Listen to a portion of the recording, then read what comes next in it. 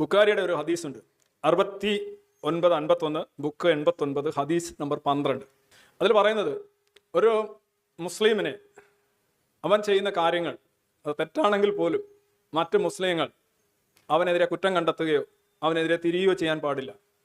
അവനെ ആരെങ്കിലും പീഡിപ്പിക്കാനോ പിടികൂടാനോ ശ്രമിക്കുകയാണെങ്കിലും അതിന് കൂടെ നിൽക്കരുത് എന്ന്. ഇതാണ് collective blind responsibility of emanating from religious morality. അതായത് ഒരു കൂട്ടമായിട്ട് വന്ന് എന്താണോ ഒരാൾ ചെയ്യുന്നത് അത് ശരിയോ തെറ്റോ എന്നുള്ളതല്ല, അയാൾ തെറ്റ് ചെയ്താലും അയാൾ ശരി ചെയ്താലും അയാളെ സംരക്ഷിക്കുക എന്നുള്ളതാണ്. ഇതാണ് നമ്മൾ പൊതുവിൽ കാണുന്നത്. എവിടെയെല്ലാം മനുഷ്യൻ ചോരയിൽ വീഴുന്നു, എവിടെയെല്ലാം മനുഷ്യൻ നിലവിളിക്കുന്നു, എവിടെയെല്ലാം നാശങ്ങൾ നടക്കുന്നു, പക്ഷേ ഇവരെ എപ്പോഴും വളരെ സെലക്റ്റീവായിട്ട് അവരുടെ ഒരു കുശിനി ബോധത്തിൽ നിന്ന് അവരുടെ ആൾക്കാർ മാത്രം, അവിടെ മാത്രമാണ് യഥാർത്ഥത്തിൽ സംഘർഷവും ട്രാജഡിയൊക്കെ ഉണ്ടാകുന്നതെന്ന് അവർക്ക് തോന്നുന്ന ഒരു ഡെല്യൂഷൻ ഉണ്ടല്ലോ, അതാണ് യഥാർത്ഥത്തിൽ ഇസ്ലാം എന്ന് പറയുന്നത്. ഇവിടെ അഹമ്മദിയ വിഭാഗക്കാർക്ക് 2 പ്രവാചകനുണ്ട്. അവർ മുഹമ്മദിനെ അംഗീകരിക്കുന്നുണ്ട്, ഗുലാം അഹമ്മദിനെ അംഗീകരിക്കുന്നുണ്ട്. പാകിസ്ഥാനിൽ അവരനുഭവിക്കുകയാണ് 1953 ലാഹോർ റൈറ്റ്സ്, വംശഹത്യ അഹമ്മദിയാൾക്കെതിരെ 2000 പേരെയാണ് മൗദൂദി പാകിസ്ഥാനിലെ എങ്ങനെയെങ്കിലും ഒരു വിഭജനത്തിന് ശേഷം ഒരു സെക്കുലർ രാജ്യമാകുമോ എന്ന് ഭയന്നുകൊണ്ട് ചരട് വലിക്കുകയും അഹമ്മദിയ വിഭാഗത്തിനെതിരെ ഡയറക്റ്റ് ആക്ഷൻ 1946 ഇന്ത്യയിൽ നടത്തിയതുപോലെയുള്ള ഡയറക്റ്റ് ആക്ഷൻ നടത്തുകയും ചെയ്ത ബൗദ്ധിക കേന്ദ്രമാണ് മൗദൂദി. മൗദൂദിയുടെ അല്ലാതെ അദ്ദേഹത്തിന്റെ ആശയങ്ങൾ ഉൾക്കൊണ്ടുകൊണ്ട്, അദ്ദേഹത്തിന്റെ പ്രചോദനങ്ങൾ ഉൾക്കൊണ്ടുകൊണ്ടാണ് അന്ന് അഹമ്മദികൾക്കെതിരെ ലാഹോറിൽ റൈറ്റ്സ് നടക്കുന്നത്. 2000 പേര് വരെ കൊല്ലപ്പെട്ടു എന്നാണ് എസ്റ്റിമേറ്റുകൾ. ഒരു ചെറിയൊരു വിഭാഗം അവരെ ഉന്മൂലനം ചെയ്യുക എന്നുള്ളതാണ്. എവിടെ നിന്ന് വരുന്നു ഈ ആശയം? ഇസ്ലാം പീഡനത്തെ അംഗീകരിക്കുന്നില്ലെന്ന്. ബനു ഖുറൈയ എന്താണ് അവിടെ സംഭവിച്ചത്?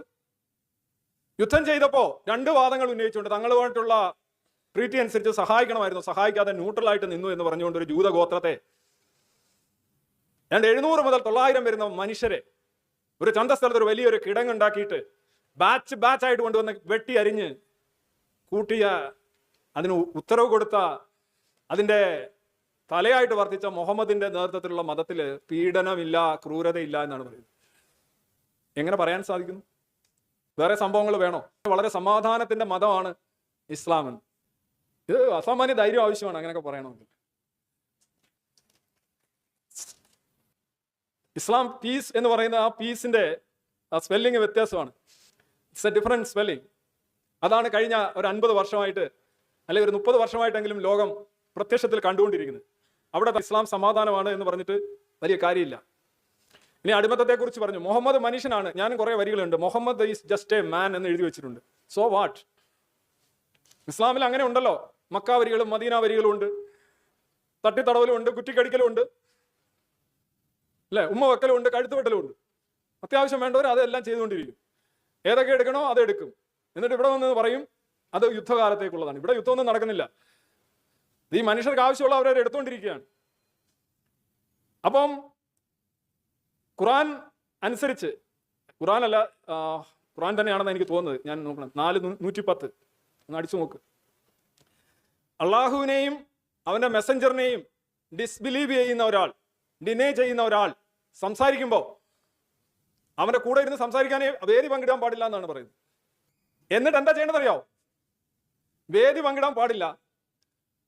പിന്നെ വിഷയം മാറ്റിവെച്ച് വേറെ വല്ല പഞ്ചവത്സര പദ്ധതിയെ കുറിച്ചോ ചൊവ്വയിലെ മനുഷ്യരുണ്ടോ എന്നുള്ള വിഷയത്തിലേക്ക് മാറ്റിവിട്ടിട്ട് മാത്രമാണ് സംവാദം തുടരേണ്ടത്. ധാർമ്മികത സഹജമാണോ എന്നൊരു ചോദ്യം വെച്ചാണ് തുടങ്ങിയത്. ധാർമ്മികത സഹജമാണെന്നുള്ള വാദമാണ് എനിക്ക്. എതിർവാദം ഉണ്ടോ? എതിർവാദം ഉണ്ടെങ്കിലാണ് സംവാദം വരുന്നത്. ഈ മൊറാലിറ്റി ഇല്ല എന്നുള്ളത് കൊണ്ട് എന്താ ഉദ്ദേശിക്കുന്നത്? കുറ്റകൃത്യങ്ങൾ, സത്യസന്ധത ഇല്ലായ്മ, കള്ളം പറയൽ, ഇന്റഗ്രിറ്റി ഇല്ലായ്മ, ഇതൊക്കെയാണോ നിങ്ങൾ ഉദ്ദേശിക്കുന്നത്? ആധുനിക ജനാധിപത്യ സമൂഹത്തിൽ തെറ്റെന്ന് കരുതുന്ന കാര്യങ്ങൾ, അത് ഇന്ന് കേരളത്തിലെ തന്നെ എടുത്തു നോക്കാം. നല്ല നമ്മുടെ തൊട്ടു മുന്നേ ഉള്ള ഒരു സംസ്ഥാനം തന്നെ എടുത്തു നോക്കാം. ഇങ്ങനെയുള്ള ആളുകളെ നമ്മൾ എന്താ ചെയ്യുന്നത്? നമ്മൾ നിയമ നടപടികൾ സ്വീകരിക്കും, നമ്മളെ പിടിച്ച് തടവിലാക്കും. അപ്പൊ അവിടെ പോയി നമ്മളൊന്ന് എണ്ണി നോക്കുക. സ്വാഭാവികമായിട്ട് മതവിശ്വാസികൾ തന്നെയായിരിക്കും കൂടുതൽ. അപ്പൊ ഈ മതവിശ്വാസികൾ കൂടുതലാകുന്നത് എണ്ണത്തിൽ കൂടിയതുകൊണ്ടാണെന്ന് വെക്കാം. അപ്പോൾ ഒന്നർത്ഥം മതവിശ്വാസികൾക്ക് ഇത്തരത്തിലാകുന്നതിന് യാതൊരു തടസ്സവും മതത്തിലില്ല. മതം എന്തു പറയുന്നു എന്നുള്ളതല്ല. മതപരമായുള്ള ഒരു ജീവിതം എന്ന് പറയുന്നത് ഇതിനെയൊന്നും തടസ്സപ്പെടുത്തുന്നതല്ല.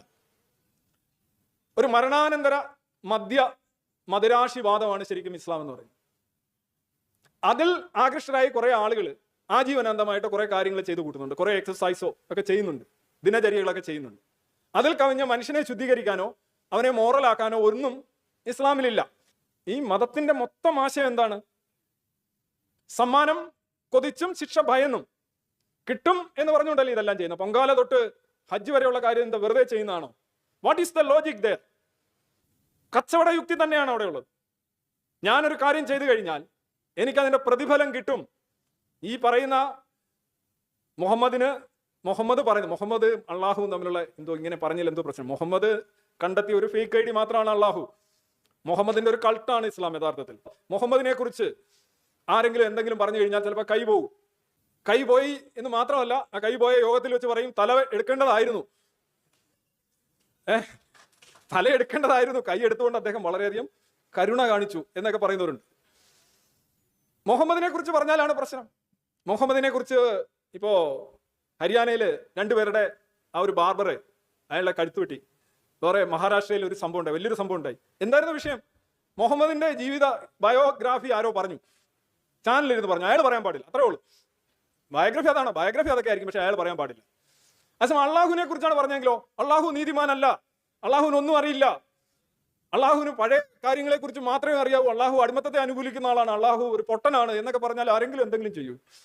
ഒന്നും ചെയ്യത്തില്ല. പക്ഷെ ഇതൊക്കെ മുഹമ്മദിനെ കുറിച്ചൊന്ന് പറഞ്ഞു നോക്ക്. അപ്പൊ ആരാണ് ഇസ്ലാമിലെ ദൈവം? ഈ ഒറ്റ കാര്യം ആലോചിച്ചാൽ മതി. നിങ്ങൾക്ക് അള്ളാഹുവിനെ കുറിച്ച് പറയുന്ന കാര്യങ്ങളൊന്നും മുഹമ്മദിനെ കുറിച്ച് പറയാൻ പറ്റില്ല. മുഹമ്മദിന്റെ സവിശേഷ സ്ഥാനം, സവിശേഷ സ്ഥാനം എന്ന് പറയുന്ന സാധനമുണ്ട്. അത് വളരെ വ്യക്തമായിട്ട് അടയാളപ്പെടുത്തിയിരിക്കുന്നുണ്ട്. ഇസ്ലാം എന്ന് പറയുന്നത് ഒരു മുഹമ്മദിയൻ കൾട്ടാണ്. ഈ ഇസ്ലാമിസ്റ്റുകളെന്നോ മുസ്ലിങ്ങളെന്നോ അല്ല ഇവർ അറിയപ്പെട്ടിരുന്നത് പോലും. മോഹൻദാസ് കരംചന്ദ് ഗാന്ധിയുടെയോ നേതാജി സുഭാഷ് ചന്ദ്രബോസിന്റെ ഒക്കെ കാലഘട്ടത്തിലെ ലിറ്ററേച്ചറുകൾ വായിച്ചു ചോദിച്ചാൽ നിങ്ങൾക്ക് മനസ്സിലാവും, മുസ്ലിംസ് എന്നല്ല അവിടെ എഴുതുന്നത്. ഈവൻ അംബേദ്കർ പോലും എഴുതിയിട്ടുള്ളത് മുഹമ്മദിയൻസ് എന്നാണ്. മുഹമ്മദിന്റെ കൾട്ട്, വ്യക്തിഗത ആരാധന, അദ്ദേഹമാണ് ബിംബം, അദ്ദേഹം തന്നെയാണ് ദൈവം.